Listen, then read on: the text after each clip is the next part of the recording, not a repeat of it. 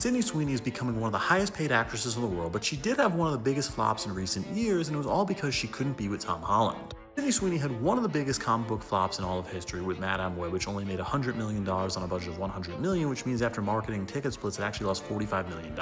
And after the movie's trailer came out, her co-star Dakota Johnson fired her agent and then publicly said Sony lied to her about the entire movie, saying it was supposed to be part of Marvel, but wasn't. But now it's been revealed by Dakota Johnson that when her and Sydney Sweeney were given the script, they were actually given something completely different than what was the product. Where the original plan for Madame Web was going to have all these characters right here go and travel the multiverse to try and save Peter Parker before he's born. The problem is rights, where Sony's owned the rights to Spider-Man since 1998, where they purchased them for $10 million.